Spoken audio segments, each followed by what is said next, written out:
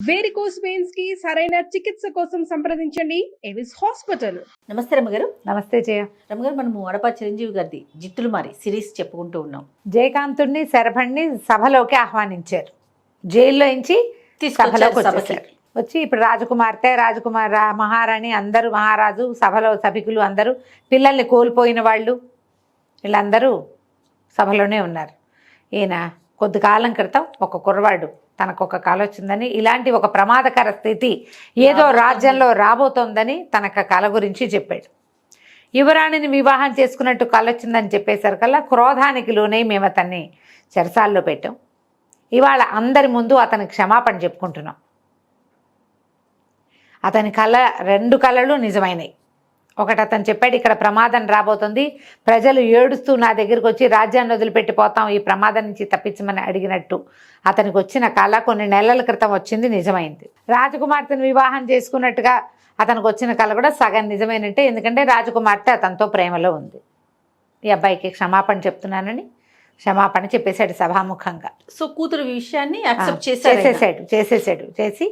చేస్తే ఇతను ఏమన్నాడు, అంత మాట అనకండి, మేము మీ ప్రజల్లో వాళ్ళం, రాజకుమార్తెని వివాహం చేసుకోవడం కోసం నేను రాలేదు ఇక్కడికి, ఈ ప్రమాదం వస్తోంది, దీన్ని ఏ రకంగా తొలగించగలమో మీకు ఏదైనా సహాయపడదామని వచ్చా, మీరు ఆజ్ఞాపిస్తే ఏదైనా చేస్తాను నేను అంటే, ఈ అమ్మాయిల్ని వెతుకొచ్చే పని నువ్వు చేయగలవా అన్నాడు. తప్పకుండా చేయగలను, కాకపోతే ఎవరు, ఎక్కడ, ఎలా, ఏమిటి అనేది మనకి తెలియాలి. అప్పుడు అందులో 4 ఆడపిల్లలు ఒక చోట ఉన్నప్పుడు ఒక ఆవిడ కనపడింది, అందులో ఒక పిల్లని తీసుకుపోయింది, మిగిలిన 3 ఆడపిల్లలు చూశారు. అదొక మాంత్రికురాలుగా మారిపోవటం, ఆమె చేతిలో ఒక మంత్రదండం ఉండటం, 3 చోట్ల అలాంటివే జరిగినాయి. మిగిలిన వాళ్ళు చూశారు. పక్క రాజ్యపు రాజకుమార్తె రాగలతను ఎత్తుకుపోయినప్పుడు ఎవరు చూడలే, వాళ్ళు చూసుకున్నారు. వాళ్ళకి తెలుసు, వీళ్ళకి తెలియదు. ఈ ఊళ్ళో జరిగినవి ప్రతి చోట కొంతమంది పిల్లలు ఉండగానే, మిగిలిన పిల్లలు ఉండగానే అందగత్తైన పిల్లని ఆమె తీసుకుపోయింది, ఒక మాంత్రికురాలు, వికృత రూపిణి ఒక ఆవిడే. ఇప్పుడు ఇది వెతుక్కుంటూ వెళ్ళాలి. ఏది దీనికి దరితెన్ను లేదు, అది ఎక్కడుందో తెలీదు మనకి, ప్రయత్నం చేసుకుంటూ వెళ్ళాల్సిందే. ఇక్కడ ఎవరైనా ఉన్నారా అని తెలుసుకోవాలి. అయితే రాజుగారు ఏం చేశారంటే, వీళ్ళిద్దరికీ చెరుకోపళ్ళ నిండా బంగారు నాణ్యాలు పోసి ఇచ్చారు. 2 చక్కటి నల్లటి గుర్రాలని గిఫ్ట్ ఇచ్చారు. ఈ గుర్రాలు వేసుకుని వెళ్ళండి, వెతకండి, మీకు ఏ అవకాశం ఉన్నా ప్రయత్నం చేయండి. ఇప్పుడు 2 కళల్ని విశ్లేషిస్తే, మొదటి కళలో అందరూ దుఃఖిస్తున్నది, 2వ కళలో యువరాణి పెళ్ళి. ఊరికే ఎందుకు పెళ్లి చేసేస్తారు, ప్రేమించుకుంటే పెళ్లి కాదు ఇది.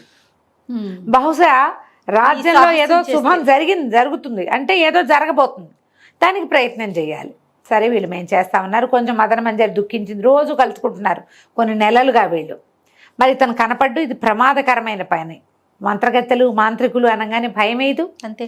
దుఃఖిస్తూనే తన రాజ్యానికి అవసరమైన ఈ పనిని చేయడానికి సాహసిస్తున్న జయకాంతుని చూసి సంతోషిస్తూ పంపించింది. ఈ అబ్బాయిలు ఇద్దరు బయలుదేరారు. ఇక దరి తెన్ను లేదు, అడవులు. ఎంత ప్రయత్నం చేశారో, వెళ్ళి చివరికి ఒక రాజ్యాన్ని చేరారు. ఈ రాజ్యాన్ని చేరాక, ఈ రాజ్యం ఏమిటి, కుండిన రాజ్యం, కుండిన నగరం అది. ఈ నగరంలోకి ప్రవేశించి వీళ్ళు ఇప్పుడు 3-4 రోజులు ప్రయాణం చేశారు. మొదట వాళ్ళు కట్టించిన ఆహారం అంతా అయిపోతుంది, ఎన్ని రోజులు ఉంటాయి, వండిన ఆహారాలు కాయా కసరు తింటున్నారు. సరే ఇక్కడ ఎవరైనా పుట్టకోళ్ళ ఇల్లో ఏదైనా దొరుకుతాయేమో చూద్దామని నగరం లోపలికి వెళ్ళారు. అది కుండిన నగరం అని తెలిసింది. వీళ్ళు ఇక్కడ ఏమైనా పుట్టకోళ్ళు దొరుకుతాయా అదే అని అడిగారు. అడిగితే, బాబు ఈయన ముందుకెళ్ళండి, రాజుగారు కట్టించిన ధర్మశాలలే ఉంటాయి, అయితే ఒక పని చేయాలండి, మీరు రాజుగారిని చూడాలి. ఎందుకు, అది అవసరమా అని అడిగారు. వీళ్ళు అవసరం అంటే కాదండి, కానీ ఎవరైనా వీరులు రాజ్యంలోకి వస్తే నాకు ఒకసారి చూపించమని అడుగుతారు, మీ ఇష్టం అంటే వీళ్ళు సరే రాజుగారిని మేము కలుస్తామన్నారు. ఇద్దరిని రాజుగారి దగ్గర తీసుకుపోతే ఆయన, ఆ రాజ్యానికి రాజుగారి పేరు విక్రమకేసరి. ఆయన చాలా దిగులుగా ఉన్నాడు. ఆయన ఏ ఊరు, ఎక్కడ, ఏమిటి అని కనుక్కుంటే, ఫలానా రాజ్యం నుంచి వచ్చామండి, అవంతి నగరం, మేము ఇట్లా బయలుదేరాము, మరి మా రాజ్యంలో ఇలా అమ్మాయిల్ని ఎత్తుకుపోతున్నారు, దాన్ని కనుక్కోవడానికి వచ్చాం అనేసరికి ఆయన అన్నాడు, బాబు వెతకపోయిన తీగ గాలికి అడ్డమడ్డట్టుంది, మా అమ్మాయిని కూడా ఎవరో ఎత్తుకుపోయారు. అయితే రాజకుమార్తె 2 అమ్మాయిల్ని రక్షించిందని ఆ అమ్మాయిలిద్దరిని అటకాయించినటువంటి దొంగలు చెప్పారు మాకు, మా మీద ఫైట్ చేసింది అమ్మాయిలిద్దరిని రక్షించింది అని. ఆ అమ్మాయిలే ఈమెను ఎత్తుకుపోయి ఉండొచ్చు ఒకటి రాక్షస అయితే రెండోది ఏంటంటే రెండోది మంత్రదండం. అది 2 రూపాల్లో కనపడుతుంది. ఆ మంత్రదండం ఏ రూపం కావాలంటే ఆ రూపం ధరిస్తుంది. మంత్రదండం అని చెప్పాడు. చెప్తే అమ్మాయి ఈయన ఏమన్నాడంటే, మా కుమార్తె రాగలత తన అన్నయ్య ఆనందవరంతో కలిసి వేటకెళ్ళింది. అన్న చెల్లి సెపరేట్ అయిపోయారు. చెల్లెలు కొంతమందికి కనపడి మాయమైపోయింది. రాగలత చాలా అద్భుతమైన ఫైటర్, అన్నయ్యని మించింది. కత్తి యుద్ధంలో పేరెన్నిక కలిగింది. ఇంకా వివాహం కాలేదు, అవివాహిత కన్య. మా అమ్మాయిని రక్షించి తెచ్చిపెట్టు నాకు అని ఆయన అడిగాడు. అడిగితే ఇతను ఏమన్నాడు, సరే మీరు ఒక పని చేయండి, రాగలతది ఒక చిత్రం గీయించి ఇవ్వండి. వీళ్ళు ఒక 4 రోజులు మా దగ్గర ఉండమని అంతఃపురంలోనే ఉంచుకున్నారు. నగర్లోనే ఉంచుకుని 4వ రోజున ఒక చక్కటి వస్త్రం మీద అమ్మాయి బొమ్మ గీయించి ఇచ్చారు. అయితే వీళ్ళు ఏమన్నారంటే, అక్కడ ఏ భయభయత మాంత్రికుల హడావిడి ఉందో అక్కడ మనకు తెలీదు, చిన్నప్పటి సంఘటన ఏదైనా ఒకటి చెప్పండి, ఆ అమ్మాయికి మేము మంచివాళ్ళమేనని తెలియటం కోసం అని ఆనందవర్మని అడిగి, అమ్మాయి అన్నయ్య విక్రమకేసరి గారి కొడుకు అమ్మాయి చిన్నప్పటి సంగతులు కనుక్కొని మళ్ళీ బయలుదేరి వెళ్ళారు. వీళ్ళు ఒక 2-3 రోజులకు సరిపడా ఆహారం కట్టించారు. వెళ్ళగా తిండంతా అయిపోయింది. ఇక ఒక అడవిలోకి ప్రవేశించారు. ఎంత వెళ్ళినా అడవి పూర్తి కావటల్లా, ఎక్కడికి వెళ్తున్నామో తెలియటల్లా. చాలా వెళ్ళారు. 5-6 రోజులు ప్రయాణం చేశారు.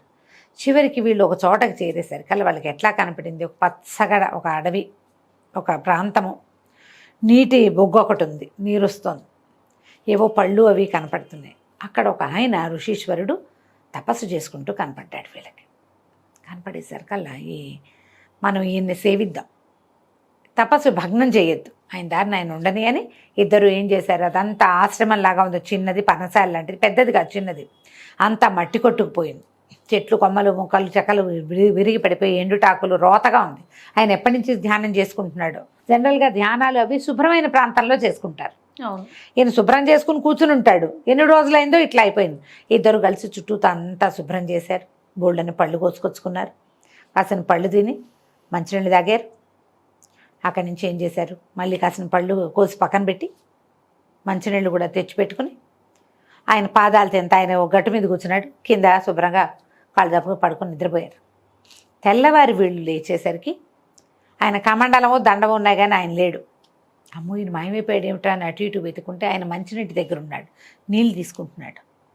వెళ్ళి ఆయనకి దండం పెట్టారు. ఆయన మహానుభావ మీరు ఎవరండి ఇక్కడ ఉన్నారు ఏమిటి అని కనుక్కున్నారు.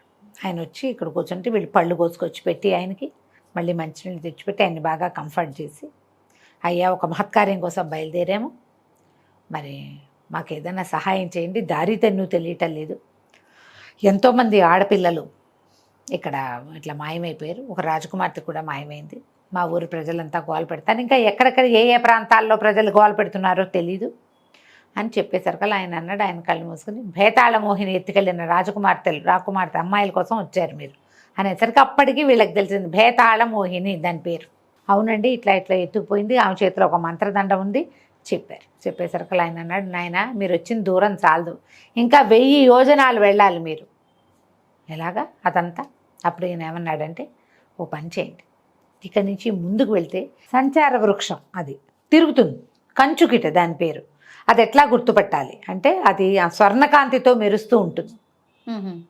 మా గురువుగారికి తెలుసు, ఆయన ప్రయాణం చేశారు కాబట్టి మీరేమి అనుమానపడద్దు, ఇంకా వెళ్ళండి, ఉత్తరంగా ప్రయాణం చెయ్యండి. ఆ సంచార వృక్షం ఏంటి, సంగీతం పాడుతుంది, మనం దాని వైపు చూసాక ఆ సంగీతం పాడడం మానేస్తుంది. మీరు తనని తాను గుర్తించేలాగా ఏర్పాటు చేసి పెట్టుకుంటుంది, సంగీతం పాడుతూ ఉంటుంది. ఆ చెట్టు ఎక్కాక ఇంకా మాట్లాడద్దు, కళ్ళు తెరవద్దు, నేను చెప్పిన మంత్రాన్ని జపం చేసుకోండి అని చెప్పి ఒక చిన్న అద్దం ఇచ్చేట ఆయన. ఈ దర్పణం, ఇందులో మీరు ఏది కోరితే అది కనపడుతుంది, మీరు కోరిన ఇది తీరుస్తుంది, మిమ్మల్ని ఆ మంత్రగత్తె నివాసం దగ్గర దింపుతుంది, ఎక్కడైతే భేతాళ మోహిని ఉంటుందో అక్కడ దాకా దింపుతుంది, మీకు శుభం జరుగుతుంది, ఆయన మీరు వచ్చిన పని అవుతుంది, ఈ సంచార వృక్షాన్ని పట్టుకోండి అని చెప్పారు. చెప్తే ఆయనకు దండాలు పెట్టి ఆ మంత్రం బాగా నేర్చుకుని ఆ దర్పణం జేబులో పెట్టుకుని, చిన్న అద్దం మాకుండటి ఏమంటారు చేతద్దాలు ఉంటాయి కదా, హ్యాండిల్ ఉండేది అలాంటిది, ఇక పుచ్చుకొని బయలుదేరారు. ఇక నడిస్తే ఎక్కడి నుంచో తీయటి పాట వినిపిస్తోంది, గంధర్వగానం. ఆ గానం ఎట్టించి వస్తుందా అని వెతికితే ఒక మూలగా బంగారపు రంగు ఆకులతో ధగ ధగ ధగ మెరుస్తూ ఒక వృక్షం కనపడింది వీళ్ళకి. ఎప్పుడైతే వీళ్ళ దృష్టి చెట్టు మీద పడిందో పాట మానేసింది. ఇదే పాడుతోంది. ఆయన చెప్పింది ఇదే, స్వర్ణవర్ణంతో ఉంటుందని చెప్పారు. బంగారు ఆకులు కనపడితే పరిగెత్తుకుంటూ వెళ్ళారు ఆ చెట్టుకి. వెళ్ళి చెట్టుకు దండం పెట్టి చెట్టు ఎక్కి కూర్చున్నాను. కూర్చుని 2 కొమ్మలు గట్టిగా పట్టుకుని పడిపోకుండా మంత్రం పునశ్చరణ చేయటం మొదలుపెట్టారు ఇద్దరు. అది కళ్ళు తెరవకూడదు, నోరు మాట్లాడకూడదు, జపం మాత్రమే చేయాలి. ఈ జపం చేయటం మొదలుపెట్టి లోపల తలుచుకుంటున్నారు, బేతాళ మోహిని ఉండే ప్రాంతానికి చేర్చు, మమ్మల్ని చేర్చు అని. అది బలంగా వేళ్ళు ఉనుకుని నుంచుని ఇంతలావు మొదలున్న చెట్టుకి ఎంత వేళ్ళు ఉంటాయి వీళ్ళకి తెలుస్తూ ఉండగానే ఆ వృక్షం ఇట్లా భూమిలోంచి వేళ్ళని పెకలించుకుని రైమని ప్రయాణం చేయటం మొదలుపెట్టింది. వీళ్ళు మంత్రం ఆపలేదు, కళ్ళు తెరవలేదు. వెళ్ళగా ఒక చోట దింపేసింది. మొత్తం వెళ్ళిపోయింది చెట్టు నేలలోకి. వెళ్ళేసరికి చెట్టు ఆగిపోయింది. దీనికి ప్రయాణం జయ్యమని వెళ్ళటము టక్కమని ఆగటమో తెలుస్తుంది కదా. ఎప్పుడైతే చెట్టు ఆగిందో మెల్లిగా లేచి చూసుకున్నారు. చూసుకుంటే ఏమిటి, అదేదో పెద్ద పర్వతంలాగా ఉంది. ఖాళీగా ఉంది. ఒక కొండలు ఉన్నాయి, ఖాళీగా నిరాబాగా కనపడుతోంది. డ్రైగా ఉందంతా. చెట్టు దిగారు ఇద్దరు. మనకు చెప్పారు, ఏం చెప్పారు సిద్ధేంద్ర యోగి, ఎక్కడ మంత్రగత్త నివాసం ఉందో అక్కడ దింపుతుంది. అక్కడి నుంచి లోపలికి వెళ్ళటం ఎలాగా అనేది దర్పణం చూపిస్తుంది. ఈ దర్పణమే మీకు దారి చూపిస్తుంది అని చెప్పాడు ఆయన. అందులో మీకు ఏం కావాలో చూడండి, అది మీకు దారి చూపిస్తుంది. సరే వీళ్ళు ఇట్లా చెట్టు దిగి అటు ఇటు చూసే లోపల వెనకాల నుంచి నాయన అని వినపడింది. ఒక బంగారు కాంతులతోన్నటువంటి ఒక యక్షకన్య, దేవకన్య అక్కడ నిలబడింది. లాస్ట్ ఇయర్ పేరు ఎవరమ్మా నువ్వు అన్నారు. మిమ్మల్ని తెచ్చిన కంచుకనే సంచార వృక్షాన్ని నేనే నాయన, నేను దేవకన్యని. ఒకసారి నాట్యంలో సంగీతంలో పోటీలు జరిగినాయి, నేను చాలా బాగా నాట్యం చేశాను. అయితే నాకంటే నా ప్రత్యర్థి ఎవరైతే ఉన్నారో అపోనెంట్, ఆ అమ్మాయి గెలిచింది. నేను గెలవకపోవడంతో కోపంతో దేవేంద్రుడిని నిందించాను. దేవేంద్రుడిని నిందించి, స్వర్గాన్ని నిందించి, పెద్దవాళ్ళందరినీ నిందించేసరికల్లా భూమి మీద పడి ఉండు నువ్వు, భూమి మీద ఉపయోగం లేని గానం పాడుకుంటూ ఉండమని నన్ను శపించాడు. నేను సంచార వృక్షంగా మారిపోయాను. అయితే నేను పదే బతిమలాడితే ఇంద్రుడు నాకు ఏదైనా ఒక మహత్కార్యానికి ఉపయోగపడినప్పుడు నాకు ఈ జన్మ నుంచి విముక్తి వస్తుందని చెప్పాడు. ఎంతమందో ఋషుల్ని మహర్షుల్ని అన్ని చోట్లకి తిప్పాను. కొంతమంది కన్యలని, వాళ్ళని ప్రాణాలు కాపాడే పరిధి చేస్తున్నందుకు ఒక మానవుడికి ఉపయోగపడితే నాకు ఇది విముక్తి వస్తుందన్నారు. నాకు ముక్తి వచ్చేసింది నాయన, చాలా సంతోషం, మీ పని అయిపోతుంది అని చెప్పేసరికల్లా వీళ్ళు పదే దండాలు పెట్టారు. నువ్వు ఇంత దూరం తీసుకొచ్చావు కాబట్టి మేము వచ్చామమ్మా అంటే, నువ్వు ఎప్పుడో మీ పని ఎంత అయ్యాక ఒక వరం ఇస్తాను, కావాలంటే కోరుకోమని. అయితే సరిపడు అన్నాడు. అమ్మ నా వాడికి ఒక వరం, నాకు ఒక వరం, 2 వరాలు ఇవ్వాలంటే ఆవిడకి నవ్వింది. అలాగే తెలివిగల వాళ్ళు, మీరిద్దరికీ చెరుకో వరము ఇస్తాను, ఒకసారి మీ కోరిక తీరుస్తా అని చెప్పి మాయమైపోయింది. ఇప్పుడు వీళ్ళు ఏం చేయబోతారో మనం వచ్చే భాగంలో తెలుసుకుందాం. తప్పకుండా రమ్మగారు. నమస్తే. నమస్తే జయ.